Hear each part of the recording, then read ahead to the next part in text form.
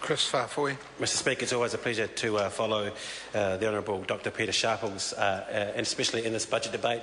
Dr Sharples used an analogy of the Roadrunner in his speech to describe the Māori Party and the budget, and I'd like to take a similar approach because he's done that, and to use a cartoon character to define this budget, and I would call this a Mickey Mouse budget. Now, I've got nothing against Mickey Mouse, he's a pretty good cartoon character, but I'm using that phrase Mickey Mouse in the slang usage to mean a bit of a pretender, something that it's not, because this budget is a Mickey Mouse budget.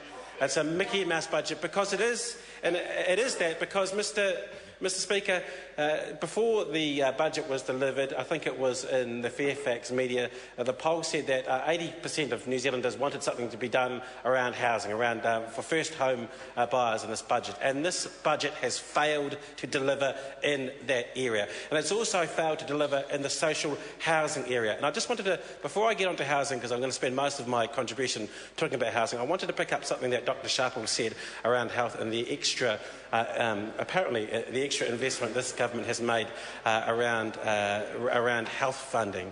Well, Mr Sharples, when David Cunliffe and I visited the Cannons Creek Pharmacy yesterday with the pharmacist Kaz Govind, who my colleague Mary Street and I have visited a number of times, you want to see the bulging prescriptions that haven't been picked up from the people in my community who can't afford to pick up their prescriptions because of the extra surcharge that this government put on those people to pay more for their medicine. So it's fine to add more resources into making sure our youngsters can go to the doctor, but this is the same government who made it more expensive for those families to pick up a prescription, and those families are not picking up those prescriptions because that extra couple of dollars for those prescriptions is making a huge difference and they cannot afford it. And if you want the evidence, I'll quite happily take anyone from that side of the House to that pharmacy to see just how many of those prescriptions aren't getting picked up. So don't believe the hype from this government about what it's trying to do to help families around healthcare, because there's some fiddly things going on with the budget numbers there. The reality is this is the same government that put up prescription charges and families out in our communities, and that's the reality. If you want to go into that chemist, into that pharmacy, is those families are not picking up their medicine. Are not picking up the medicine that from day to day is meant to keep them happy, usually with long-term illnesses. So I don't want to see them crowing about the fantastic work they've done with healthcare, with some of the damage that they've done with healthcare, with some of the basic things, of just making sure families have got their medicine after they go to the doctor. I think that's disgraceful what that party over there is trying to make when they say they've done good things around healthcare. Mr Speaker, housing is a big issue.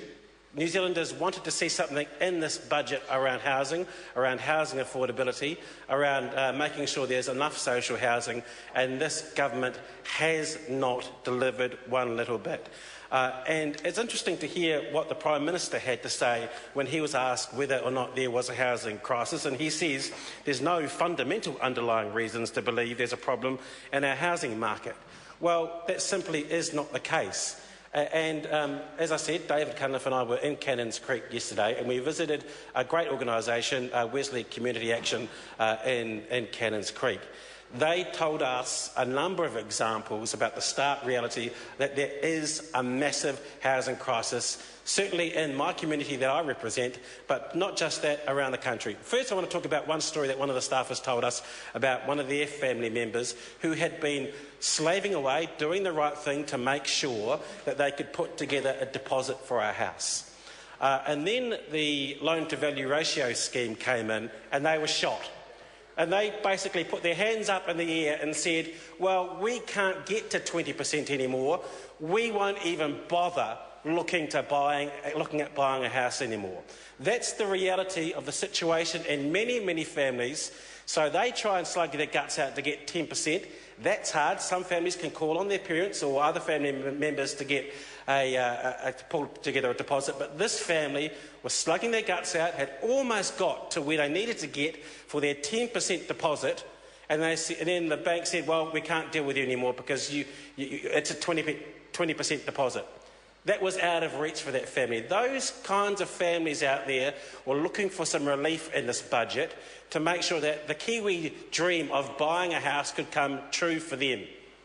But there was nothing at all in this budget to help those families. As I say, the Ipsos poll says 80% of New Zealanders wanted something for those kinds of families. But not one measure in this budget helped that family one little bit. They were looking for some hope. So maybe the money that they're squirreled away might be useful again for them to get into a house, but no, nothing whatsoever. And what did we get? We got a few changes around construction materials, which will save $3,500 for those who want to build a new house. 1% of what it costs to build a new house, and that government over there think that's going to be some kind of sea change for a housing crisis. Well, it just doesn't cut the mustard. The other area where the Wesley Community Action were concerned about was around social housing. And we've seen this government take a backward step in terms of its responsibility with social housing. And over the last 5.5 years, we've seen what it's done to Housing New Zealand. Certainly in my area, because we have got such a large number of Housing New Zealand tenants, they used to have a big office that serviced all the tenants. You could go in there and you could have an appointment and you make sure all your matters were dealt with. That turned into an 0800 number that sometimes took hours to get an answer. After a bit of a furore locally, we got a little booth that opened up in the Housing New Zealand smaller office that was no longer... we were the lucky ones. And that is basically a service where they put your name on a piece of paper and someone from the 0800 number answers the call. The way that this government has completely distanced itself from offering and providing social housing in those kinds of communities is a disgrace. It said that's not our responsibility anymore, and it's, as we can see, it's starting to palm off that responsibility to other people in the community. Now, in theory, that should work if you resource it well. And I'm a big fan of making sure that communities should be part of the solutions to issues in communities. But the big fear in our community, and we've seen this happen before, about 25 years ago, is that we'll have a rerun of history. And that those well-meaning organisations get into that sphere, they start up, managing X number of former state houses, but over time that funding gets reduced and they put their hands up and say, we can't do this anymore. I was speaking to one of those providers about a month ago, and we should learn from that lesson. And if we're going to give more responsibility to community organisations, do it properly for the sake of the people that are living in those houses, for the families that are living in those houses, and that will depend on those social agencies within our communities to do a good and decent job of providing social housing. Mr Chair, there is an alternative to what this government is doing, which is nothing, and that is a number of the policies which we have already outlined over the last couple of years, to be honest. The first one is our Kiwi Build scheme. Brave, ambitious and absolutely needed to make sure we can get Kiwis into good, affordable homes. 100,000 homes over 10 years. Not only will that provide good, affordable homes to the Kiwis that need it, but also give that a shot to the system that our youngsters and our country needs in terms of jobs. And I think there's certainly a lot of youngsters, I know a lot of Pacific Island youngsters, because our unemployment rate is twice the national average, it's about 13% at the moment, would love that opportunity to get into that kind of scheme to learn some basic skills. Gosh, I wish I'd learned some of those basic skills when I was younger, because some of the youngsters who are in our community are away laughing because I've got some of those basic skills. But again, this is a government that cut apprenticeships about 2.5 years ago. This is nonsense. It's actually true. Also, the introduction of a capital gains tax to make sure we take the heat out of this inflated property market. Because it's hard, as I say, for those first home buyers to get into the market because the prices have gone up so much.